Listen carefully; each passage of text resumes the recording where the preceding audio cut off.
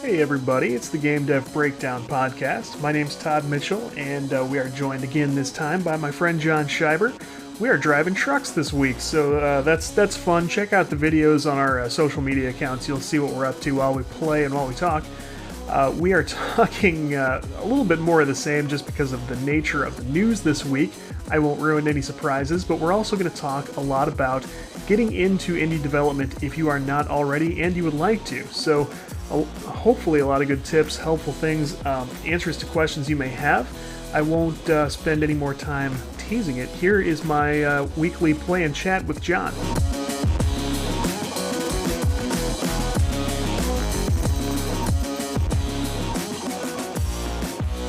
Yeah, I wish I had caught that. Me too. Oh man, I got caught by a red light while we were screwing around. Man, oh man. So you're reloading the game. Yes. And I am recording. Me too. So what we have here is American Truck Simulator, follow-up to Euro Truck Simulator 2, I believe. That's how far they made it. Yeah. I've played this game more than I realized. We were talking about this the other day. I opened up Steam to check it out, and it was like 11 hours. So it's more than I've played Call of Duty. But how much time have you spent with this, if any, so far? This is it. This is it. This is live. We are live, and I am failing. I don't know what I'm doing. So far, you opened it up, started the tutorial, and shut the application down. Yeah, that's exactly what happened. Where am I, and what am I supposed to be doing? Did it just dump you into the world? Yeah, I guess I got to get this trailer out of this tiny parking lot. Yeah, if you got something hooked up, that means you've got a job to do, so you can work your way out and hit the open road, and the GPS should show you the way. Okay, I'm terrible at this. You just have to take it slow when you start. It's challenging. Like, well, I'm just pulling up on a destination, so I'm going to hit a started delivery. Try. You'll see when you get to the first delivery, it's got a few options for like, I suck at this, just take this and let me leave, or let me try and park it backwards, stuff like that. That's hilarious. Yeah. I wish this was multiplayer. That is something no one will see here tonight. We will not see each other. We're just in our own open worlds. Uh-oh. I just about mashed the living crud out of myself. Okay, well, let's start to talking here. Oh, I'm gonna break my mirror off. Yeah, it's funny. We've spent 2 weeks talking about financial stuff in games, and as soon as we sort of made it up that we weren't going to do that anymore, all this EA stuff sort of broke out. So tell me where we're at with that right now with EA. So what has happened is, through a series of events, I can't really pinpoint it. Some of the YouTubers I follow have been harping on them, and one of them actually got an interview with the guy from DICE. I don't know if that kind of spurred all of this on. Multiple... Oh my gosh, I just hit somebody. Multiple instances of this occurring in the media, Twitter actions, just all of the above, probably. I think Disney's upcoming release of, a new Star Wars movie influenced this slightly. But the developers said, we're going to completely remove paid content from the game prior to its launch. It's out. It's gone. As of right now. I did not realize it had gone that far. Yes. To sort of set the table for anybody who doesn't know about this, let's go all the way back to the Reddit fiasco with the guy from DICE? Yes. Wait a minute. No, he was the EA community manager. On the EA side, yes. Yes, he was on the EA side, yep. And so, was he doing an AMA? I didn't actually find that part out. Nope, he just randomly tweeted. Oh my goodness. And then it started a Reddit fire. Yeah, so he gets fed up with commentary from people about, I guess they did the open beta or closed beta, whatever was going on, and They Both. Okay, so they discovered that to play noteworthy characters from the Star Wars movies, there's this sort of paywall where you have to have so many tokens worth of whatever to unlock Darth Vader or whoever you like and want to play with, and to do that free, like it's possible to do it without paying, but they were estimating like this is going to take like 80 hours or 120 hours, and I can't play anybody I know for that long. If you know the way Battlefront 1 worked, that doesn't seem like such a departure, but I think it's just the extent to which EA has sort of dug all of the microtransactions and craziness in this thing. They're starting to run every one of their games the exact same way, and everything is like pay for this, pay for that, you need credit, you've got loot boxes, you want a key, you can buy a key, that's the only way you can get it, and otherwise you're gonna there's some stuff you'll never see, and there's some stuff that's gonna take many hours. So this community manager hears all this feedback like this is ridiculous, we hate this, and he takes to Twitter and goes, boy, there's a whole lot of armchair developers on this here internet. And to add to this real quick before we go too much further about the harping. Sure. Some of the main voices came out and said it's not so much as the characters as well as it was the progression for your chosen class that you would desire to play. So in order for you to get the weapons for you to, the way I understood it is to develop your class, like if you wanted the, the assault class or whatever, you could essentially just go into the store and buy $100 worth of crates and just go unlock all the epic stuff for the guns day one. Yeah, that's... So a combination of 80 hours to get one epic hero and, frankly, what is essentially pay to win. Reddit went, nah. And then he dropped the armchair developer comment, and it was hilarious. Yeah. And they said that's the most unpopular Reddit comment of all time now. Wow. Yeah. That's what got their attention then. Yeah, that's what got attention. He, I guess the next day or so, he sort of took to Twitter and tried to do some damage control, and it was basically much too late. He deleted the tweets long after everyone saw them, tried to backpedal a little bit, but he sort of fell back on a lot of official company wording about, we're taking this seriously, and we're considering everyone's feedback, we appreciate this, all this stuff that means nothing. Yeah, he went into the Cano corporate phrases. Yeah, exactly. So, however, now that they've got Supreme Overlord Disney, yeah, like a couple days later, they said, "What? We're taking out all paid content out of this game." Yes, that's DICE. That is unbelievable. Yep, DICE released a statement and said, after further review of the situation, I'm grossly paraphrasing it. Please go read it in their own words. Sure. Yada, yada, yada. We are removing all paid content from the game, but we will restructure it later and reintroduce it. Now, it's like kind of a win, is what the community feels, Yeah. But, it says it's going to come back. So what's that going to look like? Is this going to be pay to win conveniently after the Star Wars movie's out? I don't know. You know what I mean? Yeah. I guess I kind of wonder if they're going to try something like wait for the movies to come out, wait for different characters to become popular, and like maybe they'll bundle things a little differently and put things out as like content packages or something. Like I think people would appreciate that more.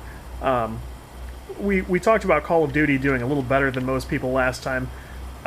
They would put out just content packs like, hey, here's a bunch of different designs for your guns, and the game doesn't work any differently without them. But if they were to release character packs, I think people would buy that, and I don't think they would... Yeah. I mean, they might not necessarily like it, but I don't think we'd have this dumpster fire on the internet, No. And like some of the cards, to give you an idea of what the cards that you could get from loot boxes, essentially you have to get loot boxes either through playing the game and normal progression or buying them. To give you an idea of what some of those were, it was things like 40% damage modifiers on weapons. Oh. To give you an idea of the degree of the pay-to-win factor. Yeah, that's a whole new level. That's insane. Yeah. Exactly. And that's why the community got really, really pissed. Okay. Now I Yeah. understand. Yeah. It's- Um, and you showed me a guy. I don't know if you showed me the guy or if I found this myself, who said, "I'll show you Armchair Developer," and he wrote a script that would basically move your mouse for you while you were in game, and you wouldn't have to be there, and it would just farm credits. that was actually just the top Twitter or Reddit comment. Yeah, So you probably found that organically because it was just, it's what, and it's like, oh my goodness. yeah. We had a fun idea about this ourselves, which I won't ruin just in case we get No. to go through with it. No. But now you brought up something interesting earlier today. Actually, it wasn't that long ago. You said you felt like the only real difference between this and previous sort of backlash and back and forth was Disney saying, "You guys are not going to mess up Disney for us, or mess up Star Wars." That's a comment or something I saw in a YouTube video. I apologize right now. I don't remember the source because I've absorbed multiple things on this recently. Yeah. And that was mentioned by somebody, and then my mind was like, oh man, when you're dealing with corporate situations, it wouldn't surprise me, to say the least. I will say it sounds like you were pretty spot on. Polygon rushed together a feature about this by Allegra Frank, who I always remember her name because she was really nice when I wrote that article about Clarissa Explains It All. Like, she was one of the people who was, oh my god, this is so great. Cool. But, yeah, I know. She put together a feature about times that Disney has stepped in on stuff like this in the past. And a lot of it's been stuff about movies and directors going in and out and stuff like this. But it looks like Disney actually does have a sort of history of jumping in and going, hey, let's do the damage control this way. Let's go overboard and impress people.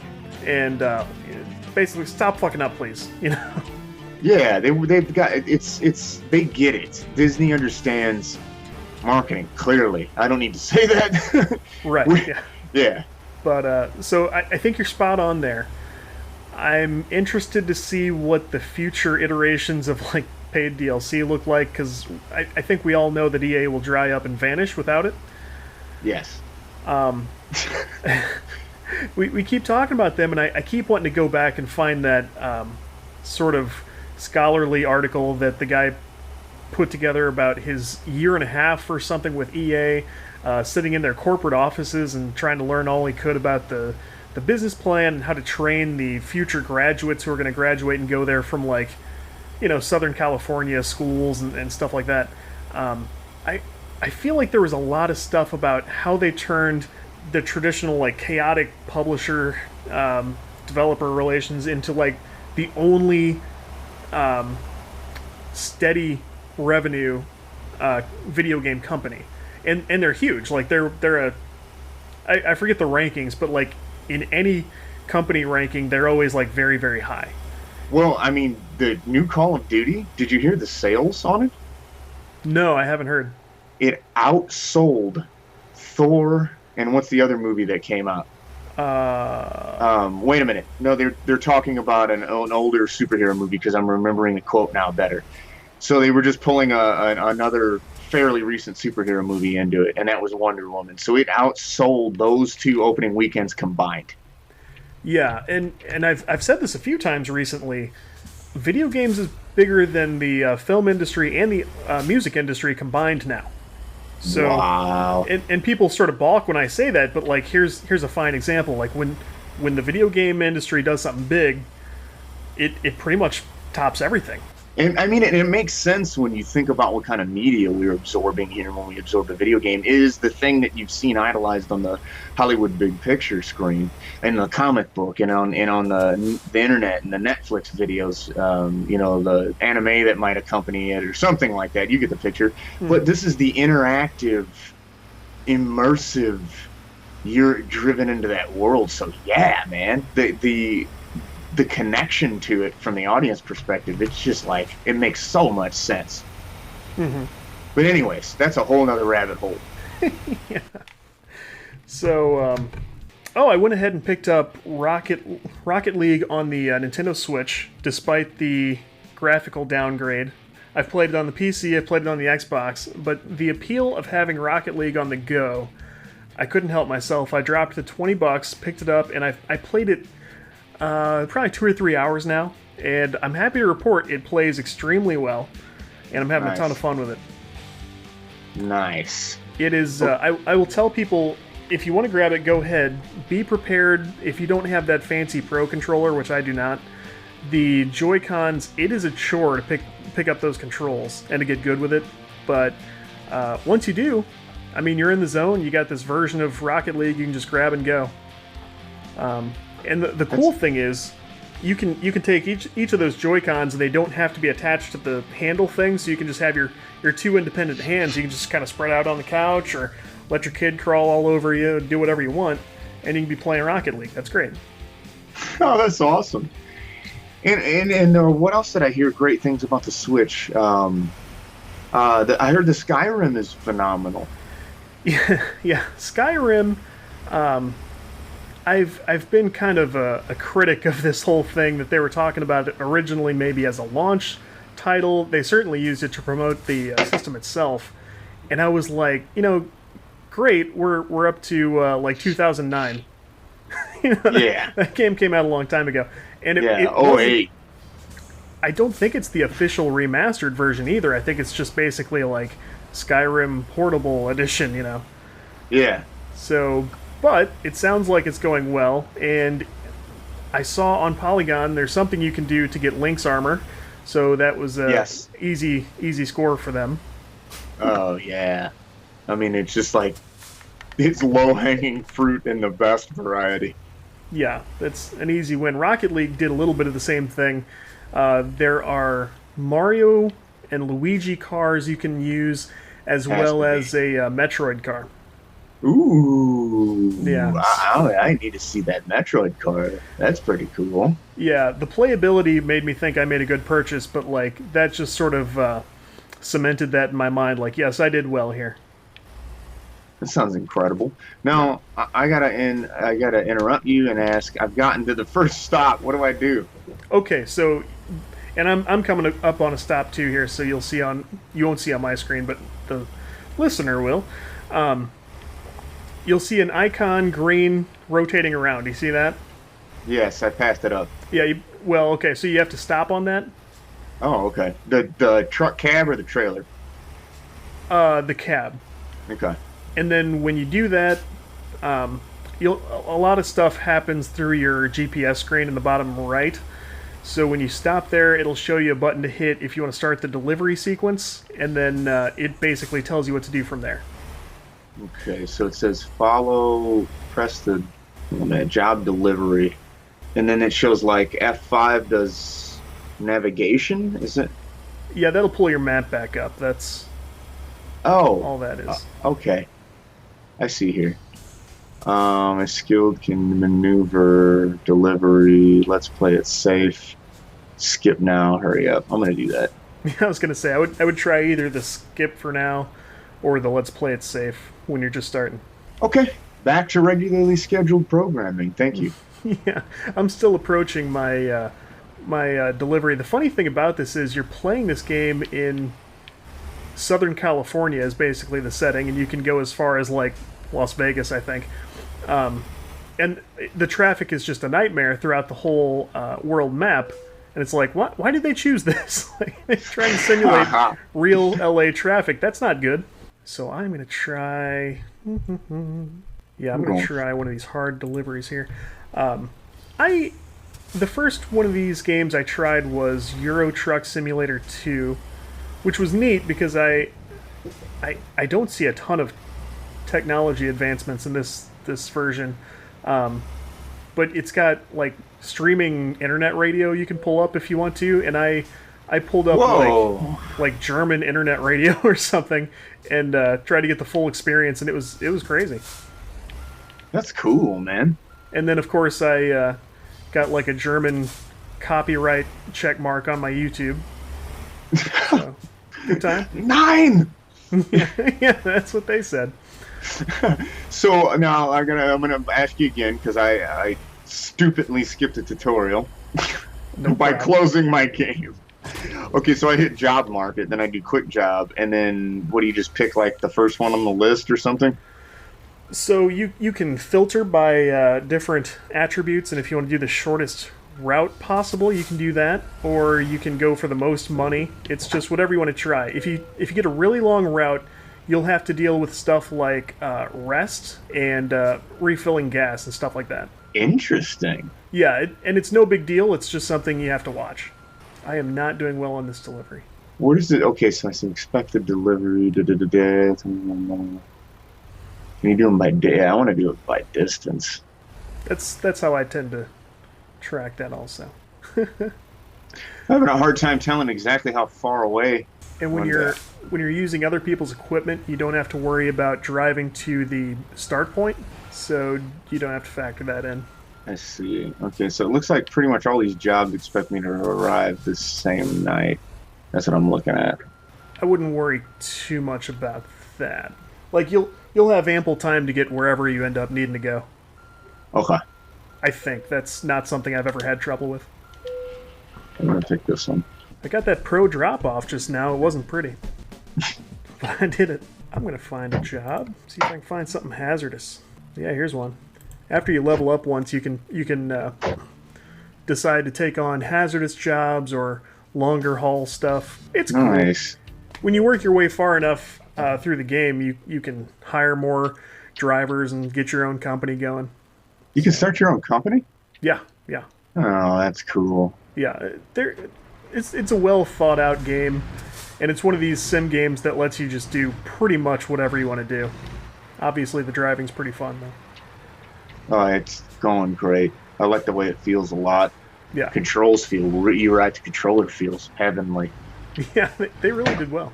And I mean, it feels, it's crazy how it's tricking your brain into thinking you are actually driving this big, heavy piece of equipment. Yeah, it feels substantial. Yes. Oop, it feels substantial when I wipe out the fence, too. Almost. Looking forward to your video, sir. I'm gonna let these mighty nice people go. You go on, yo. I'm gonna be a minute. That's the other thing. You're playing completely alone, but this game does manage to make you feel like you are messing up the entire world. Yes, it does. Like- Man, you are not kidding about this traffic. Oh, yeah, I've hit this fence. So something else we sort of planned the show to recap what's going on in the microtransaction world, but also to sort of get into I'm gonna go maybe like back to basics for indies and talk a little bit about getting into game development if in fact you've never done it. And I'm gonna say whether you have a development background or not. So Yeah. I think that's maybe something fun we can do. I've been developing games for a while now. I'm starting to make money at it, and you are just starting to crack the books open.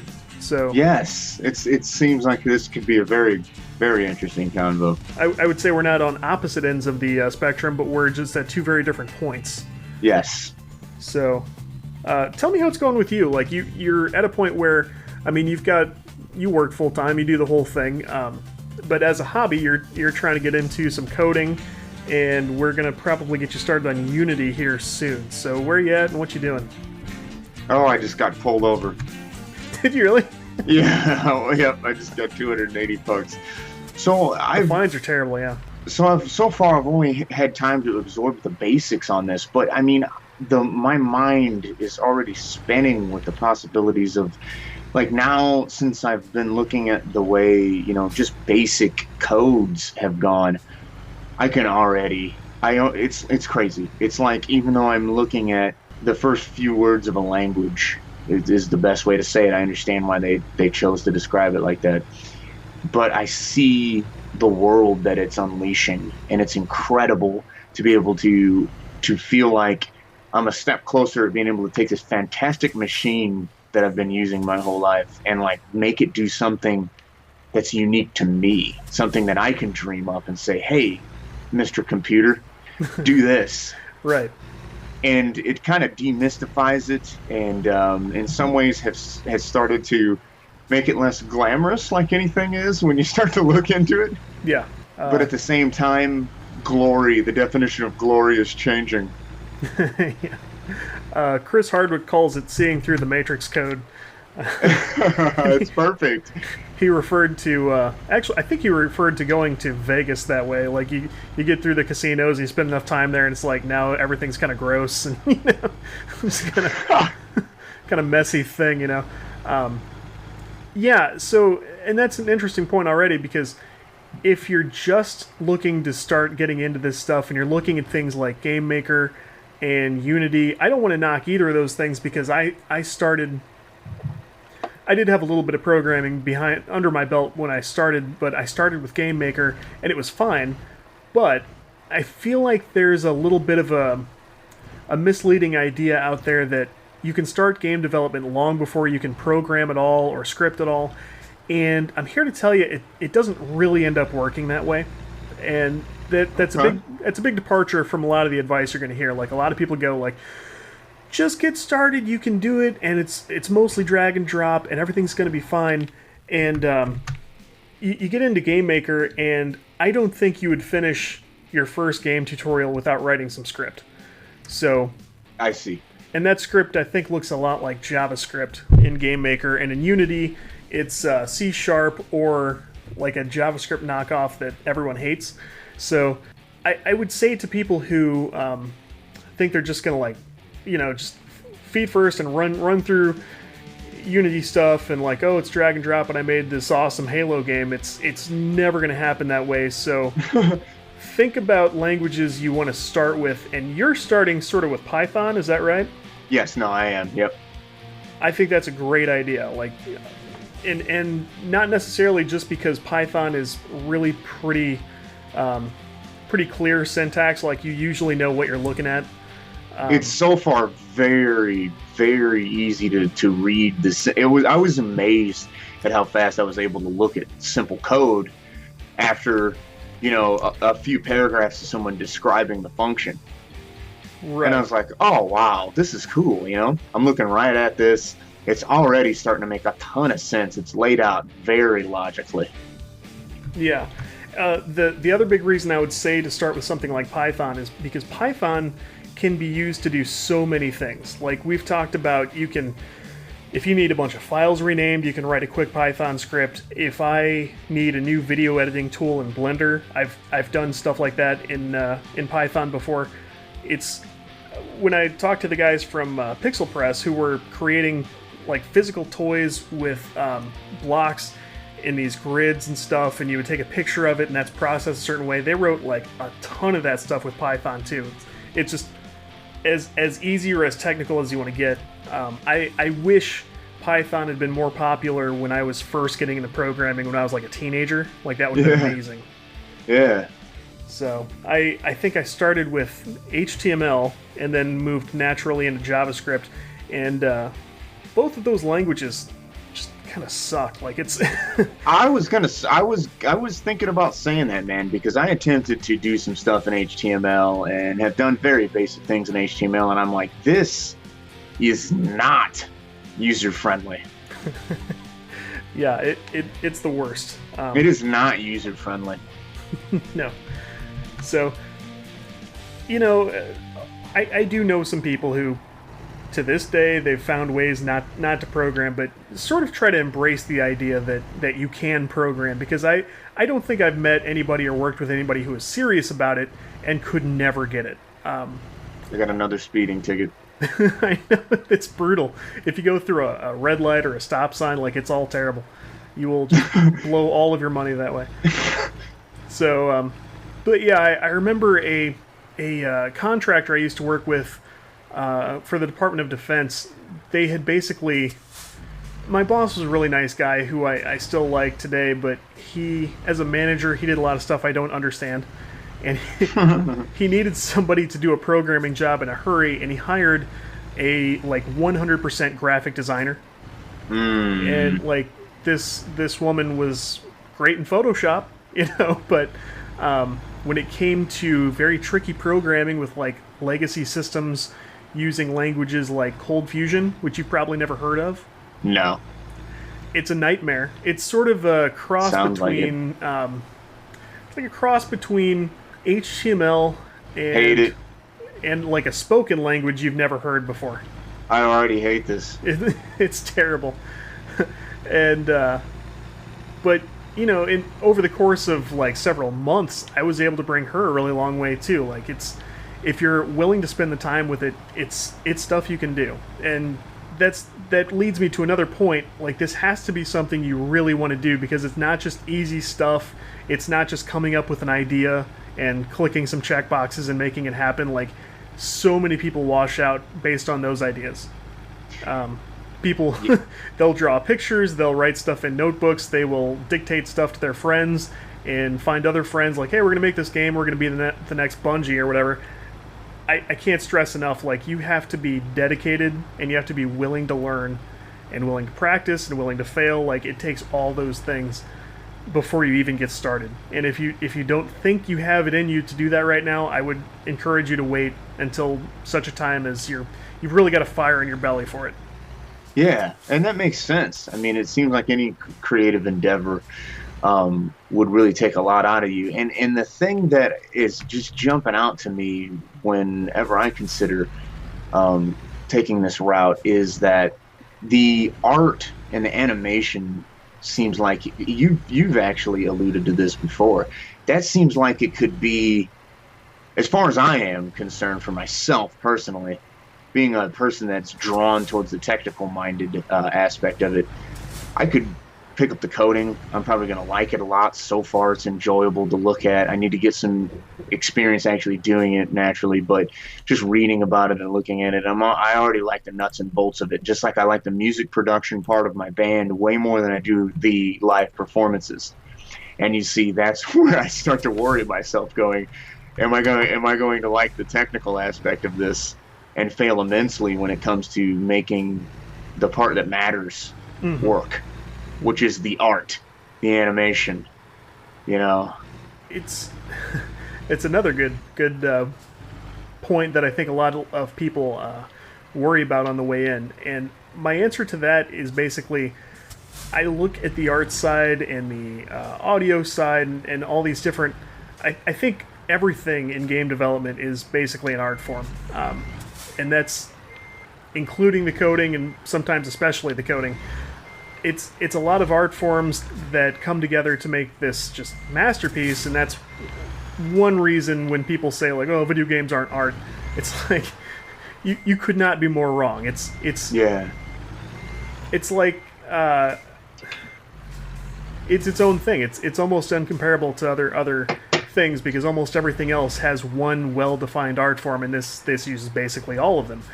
Movies, to some extent, you could say the same thing, but I look at the art the same way, because if you are willing to stick with it and put the doubt out of your mind, you know, that you can't do it or that you weren't born for this or whatever, you may not become a brilliant artist, but you will become an effective artist, and you will pick up ways to do, you know, if I need to draw hands or if I need to draw little cartoon faces, like, you'll practice, you'll find out what doesn't work, you will learn things from other people.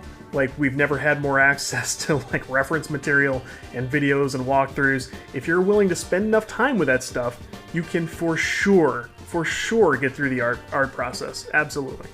Nice. That's encouraging. And I like to think that if I can do it, anyone can do it, especially with the art, because, man, I work hard at it, but, like, I'm still very rough around the edges. And my commercial game I put out this year, all 100% my stuff. And nice. I probably didn't do it as quickly or even through the same methods that a lot of, like, artistically minded people would do that stuff. They'd be more efficient. It would come out looking better. But one of the first things people say to me in certain settings, if I'm giving, like, talks about it to teachers or whatever, somebody will usually come up to me and go, who did this adorable art? And I get to go, oh my god, I did that. Thank you so much, because this is not my thing. And I'm a complete hack when it comes to this stuff, but I worked very hard on that, and I was very proud of what I came up with. And, oh goodness, it's adorable, and the kids love it, and all this stuff. And that means so much more to me than the fact that I coded this thing from scratch. Like, I'm so much happier that people are okay with the art, and that they like the music. Like, I'm trained in music theory, but I don't compose very often, and I love that people like the art and the sound. That's awesome, man. Yeah, and that's one of the things that I noticed is that the sound is very professional on your game. And as a sound engineer, you know, that really did stand out to me. I was like, this is done nice. It's the thing that impressed me the most about the sound architecture for your game is that the volumes were consistent. I noticed that you did your research on that, where you didn't have anything that poked through, you know, like something jabbing you out of thin air. Yeah, and that was I appreciate that you noticed that too, because that was a process of listening in a lot of different settings. Yep. A lot of different speakers and headphones, and like plugging it in the car, and trying to get that same consistent feel and sort of balance with everything. And some of it was the tools like GarageBand. If you don't mess too much with certain settings, will give you a pretty good start. Even if it's not the most high quality professional thing you can do, it gives you a good starting point. And I actually coded volume control pretty intricately for all the different sounds, because once I brought certain things into the game, I noticed like some stuff just came out way louder than I expected. So I actually, on the code side, I corrected a lot of that too, and that ended up working pretty well. Like, there are a couple of things I look back and I would have maybe changed, but like overall, yeah, it felt like it was a good balance.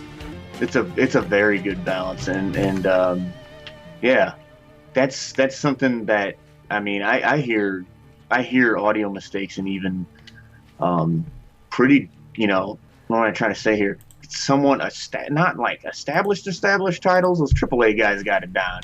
I mean, come on, you know. Yeah. But they got a whole team devoted just to that.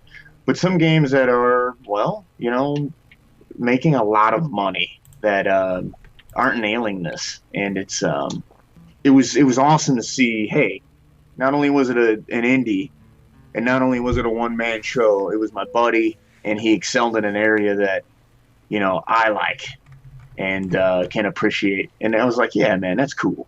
You know, it just worked. The music works, and those even sounds, man, it's critical. It's critical. It's really hard to nail in a dense setting, too, when you have a lot of stuff happening. But, you know, something like that will definitely become a challenge at some point. Yeah.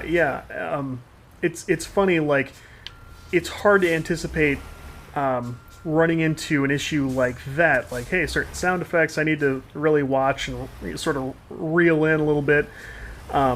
But in final products, like you sort of mentioned, that is something that you sometimes notice with indies. It's like maybe they ran into this and they probably did notice it and went, either I don't really entirely know how I want to fix this, or I didn't expect this problem and I don't want to take time with it.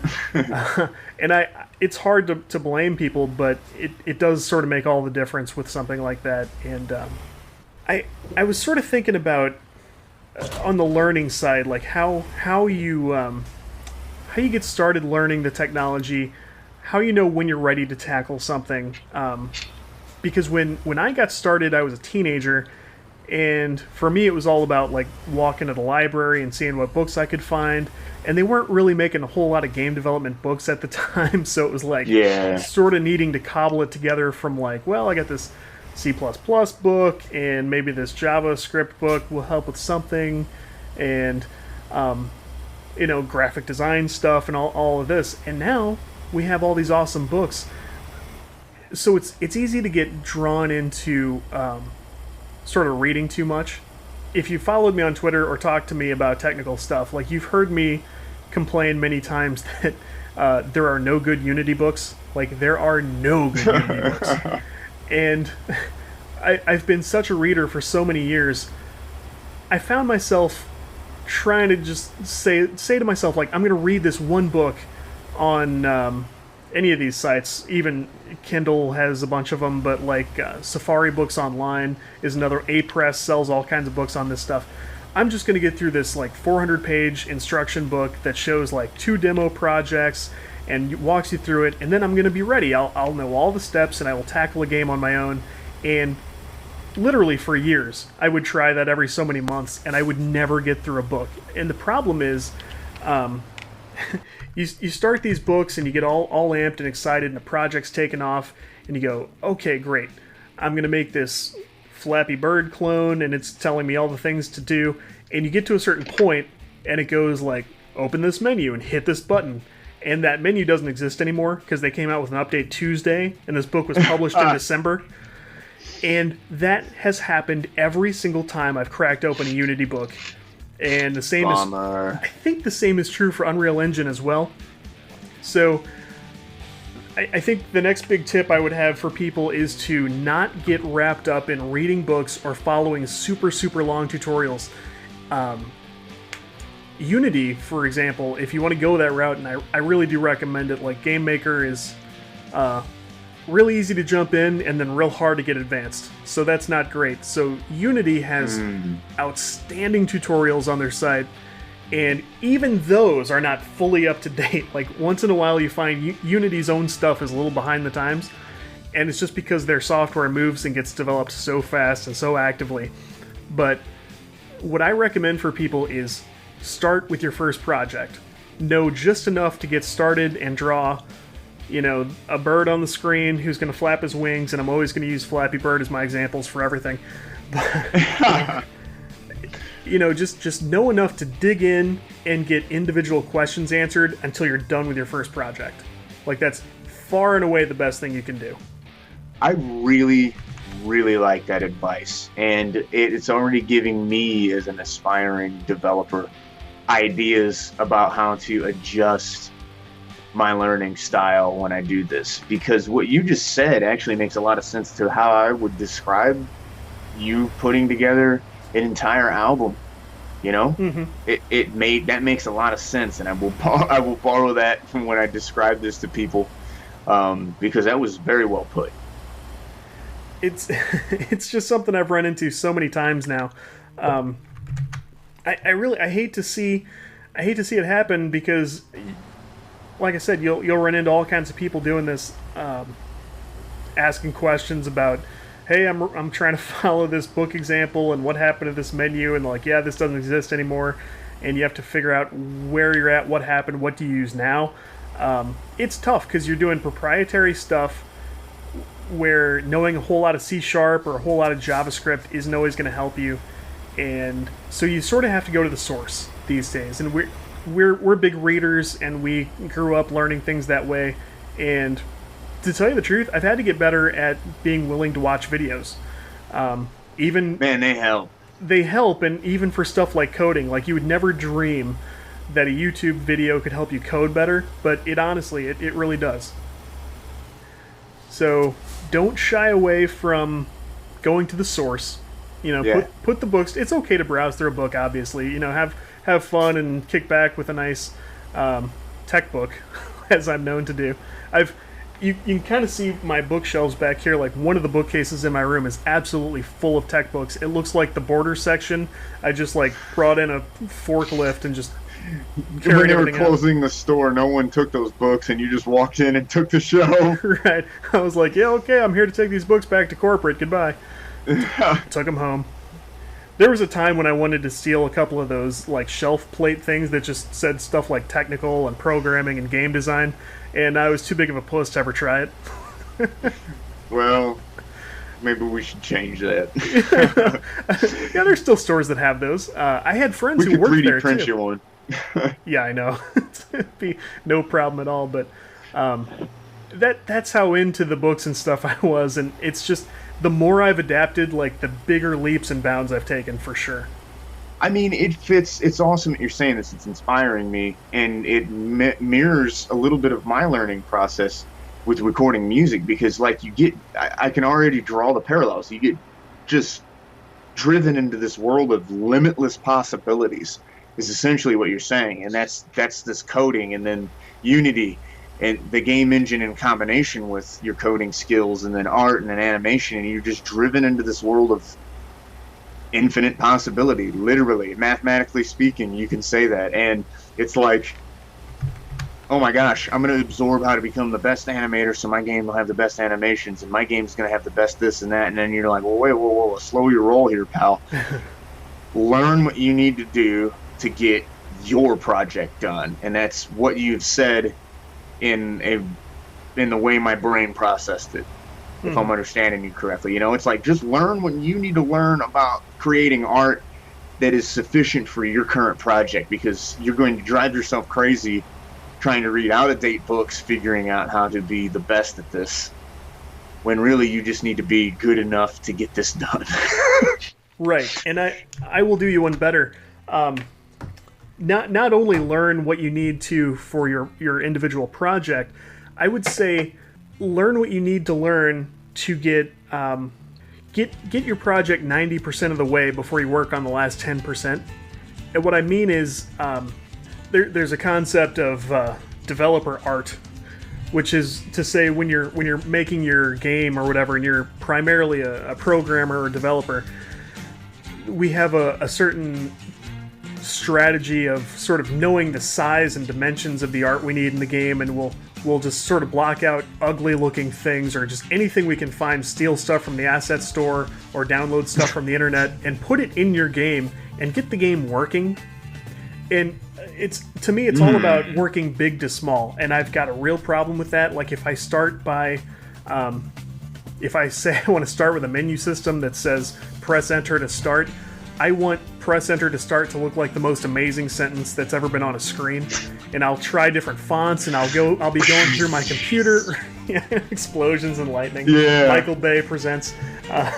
But it really is serious, because I'll find that like I don't like this font, and does that look a little blurry, and would this be better monospace or whatever? And the next thing you know, like the day is done. You've spent 4, 5, 8, 10 hours on this, and it doesn't look any better than it did. You got nothing to show for it. You can't show Twitter and get some feedback or whatever. And you will drive yourself insane, and you will drop the project, and you'll never work on it again. Whereas if you find a nice middle-of-the-road font for something, you can move on to getting your bird to flap his wings. And this is an ongoing thing for me, and it's another one of these things. The more I pay attention to this, the better it goes, the more ground I cover. And to tell you the truth, when that 90-95% of your game is done, you get to a point where, and this I don't say this in a bad way, you're not as worried about what that font looks like at the end, because now you know it's not about that font. That font is standing between you and your players, and you need to find a very good font and accept that maybe there's no perfect font. And the more of that sort of stuff you do, so how that applies to what you said, I believe, is not only should you learn what you need just for this project, learn what you need to get to the next task. If you're working on controls, get pretty good controls in place, and then go on to your level editing or whatever is next for you. I think psychologically that's very good for you. It's definitely good for your project, and I think it greatly increases the probability that this thing is going to actually see the light of day, because you're going to find out as you get in there, a whole lot of your things you start and think about, they won't ever happen, or maybe they'll happen in many years or something. Yes. This is a long-term thing, and you have to accept that we get into this because we're people with ideas and things we'd like to see in the world. And your brain works a lot faster than your hands.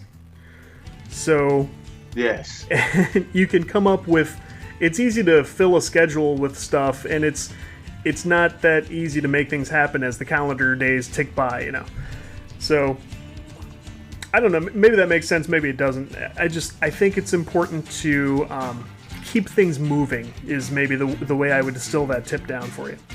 Yeah, it makes perfect sense. I like the broad picture approach to creating it. A thing that has very recently transformed quality, consistency, and final product for everyone involved in the audio side for what I've been doing lately is called top-down mixing. And come to find out, a lot of professionals do this. And so what it is that you start, actually, now that you do a lot of the mastering in-house, you start with this is the this is where I want it to sit commercially. These are the peak volumes I want to hit. This is the kind of basic presence I want this to give. And that is, without going too far into detail, exactly what you're talking about. Just put those placeholders in there. Start with, something that's going to give you the sense of the full product in its beta form. Yeah. And then, but you have this full thing that you can hear, and you're going, okay, this is as loud as I want it to be. These are the instruments roughly as I want them to fill the stereo space. And yeah, man, that makes perfect sense. I get it. Like, get your placeholders in there. Do that top-down mixing approach to your game. Get those templates stuck in there. Borrow these things for here and there. It's not going to be what you release, but yeah, you want to.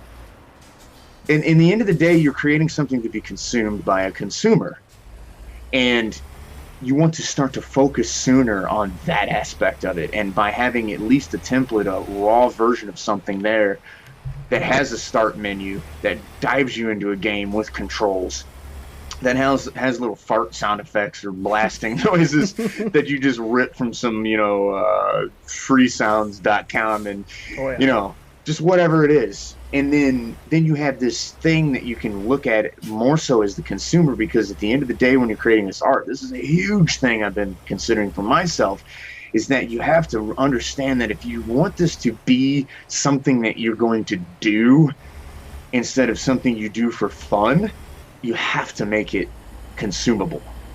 Yeah. And that doesn't always translate to what you want, and that doesn't always translate to what you feel like would be innovative sometimes even too. And man, so apparently we can do a whole show on this. Almost already have. One of the benefits of taking that top-down strategy, which I love that's a great way to put that, when you are really moving at a good clip and you start to run into some of the real snags, I mean, like every project has some stuff that, you didn't anticipate a problem, or some line of code, some function needs to be written, whatever you might encounter. When you really start getting frustrated, that leaves you with a lot of stuff. You can take a break and go, I'm going to go back and make that font look a little better, and spend a few minutes that way. And like, there's a lot of little pick-me-ups just sort of scattered throughout the project that way. And you should definitely keep a running list of those things as you go through. You start to find stuff that's like, oh yeah, you know what? I've still got this placeholder stuff. I could maybe take an afternoon and replace some of that and make that look nice. And it's really great psychologically in that way too. And you'll hear me talk about this kind of stuff all the time, because keeping the right frame of mind is everything in this hobby, in this career. Like, your mental state, and you hear professionals talk about this all the time, like, it's everything. And the problem is, people who are drawn to this kind of work, I don't know if we always have the healthiest sense of like self-care. Like, we will get consumed by our projects, and suddenly, like, we take a backseat, anyone around us takes a backseat, and you start to get into unhealthy territory. I've talked a lot about this before. It happens in a hurry, and you don't always see it coming. So anything, I mean, and I'm talking about like open a window, take a walk outside. If you can do anything to keep yourself in a positive mind state, you have to do it, like, every time. So I like that. The one other big thing I wanted to hit on while we're talking about just like very basic stuff for indies who are looking to get into it, one of the biggest things I would tell people is, do not spend a dime. Don't spend a dime on your first project. Certainly while you're learning, don't upgrade your GitHub. Don't buy Game Maker Professional. Don't think about don't get wrapped up in like, oh my god, I've hung out with people who get on these projects and they're like, we need to start a corporation, and we need to file ourselves as employees, and we need to go meet at Steak and Shake for 4 hours tomorrow, and all this shit that just stands between you and progress. And it sucks up money, and it sucks up time, and that's another great way to drive yourself absolutely insane.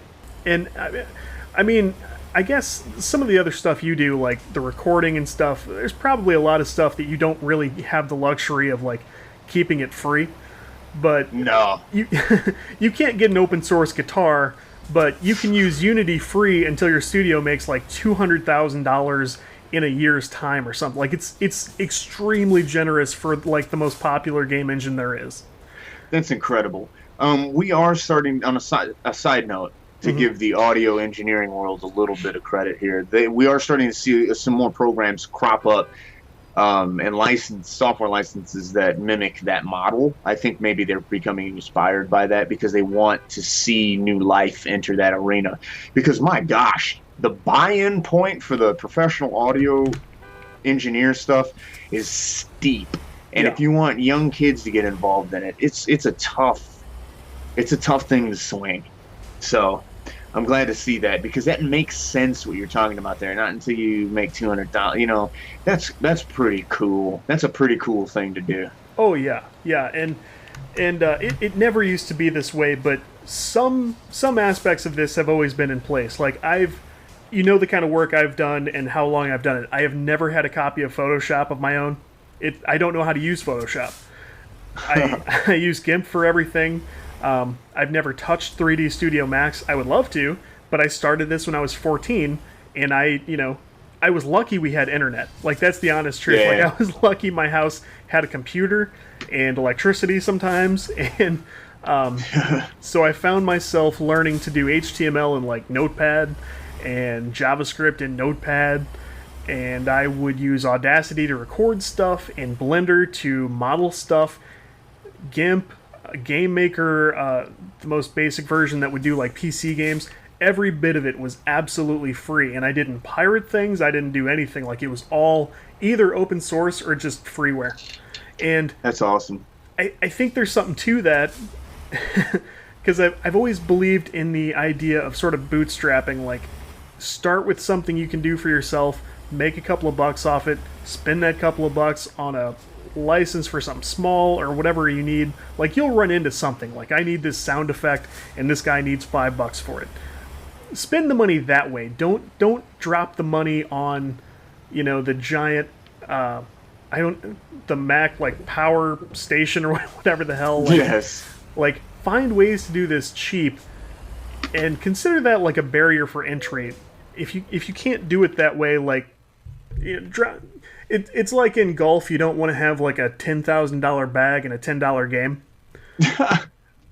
You should think about your game development that way as well. It makes sense, man. I won't tell a kid to go buy a $1,300 guitar the year he decides to play. Don't do that. You're just going to have a nice thing collecting dust, probably.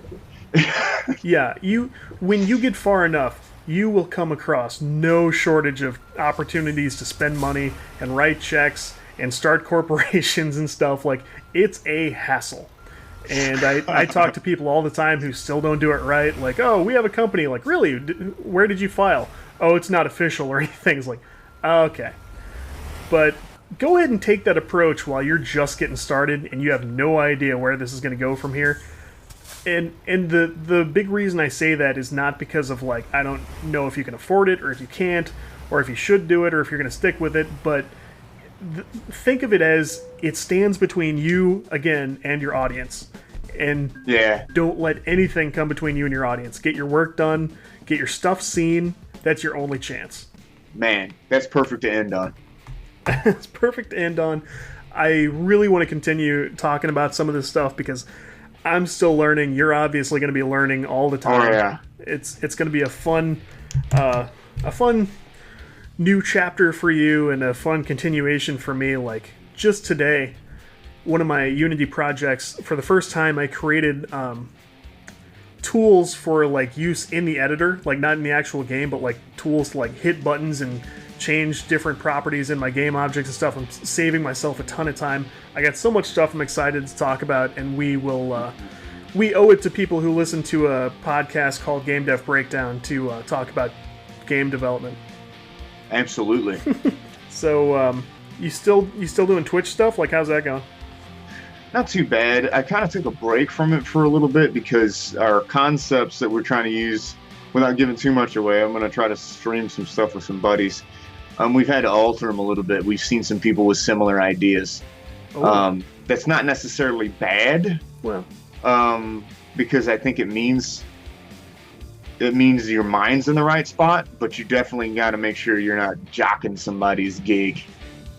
sure. You know what I mean? Yeah. So we're kind of at a point where we're thinking about branding a little bit differently, because that's a huge thing. We can have a complete show from a dev perspective on this for sure, if you want to talk about it, because I've been reading a lot about it. I've been absorbing a lot about it for my own purposes. There's a reason I'm sitting on some of the stuff I've got going on in my life, because I'm trying to consider this, and that is branding, marketability, consumability of what you're doing, so that you're not just doing these hobbies that are time vampires and money pits in certain occasions, but like, what are you doing this for? If you're creating something to be consumed, what is the brand that you have? Because that really launches you from just being a young person with a webcam playing a game to, you know, someone that makes some kind of income from Twitch or YouTube. You know, having that brand, having a thing that is uniquely you, because yes, there's a flood of people wanting to make games. Yes, there's a flood of musicians. Yes, there's a flood of bands, really is what I should say. Yes, there's a flood of all of these things. You could just keep going, streamers and everything like that. But the thing that I see standing above them all is that the people that really did this right was they hit a brand, they found it, they acknowledged it very quickly, and they just strolled with it. And given enough elbow grease and time and this development in this brand, boom! It's almost like the recipe for a perfect storm.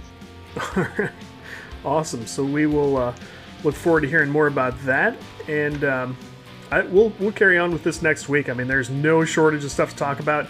I think within the next week or so, I'm hoping to clear out the last of my client projects so we can start doing some stuff we can really start talking about, and tackle some projects of our own. Man, that sounds great. All right, well, thanks for hanging out, and we'll pick it back up. Later.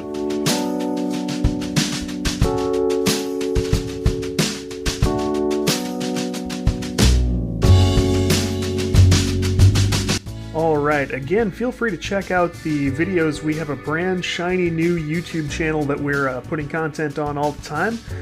You can find us in the normal places like SoundCloud.com, iTunes, Google Play, anywhere you can find podcasts, we are there. We appreciate your ratings, reviews, sharing with a friend, interacting with us on Facebook, Twitter, anywhere you can find us. We love that. Let us know what you want to hear more about, and how you're connecting with the stuff we're talking about, because that's why we do it. We love hanging out with you guys and chatting and furthering that dialogue. So for my friend John Scheiber and for Code Right Play, my name's Todd Mitchell. You guys keep playing, and we will talk to you next week.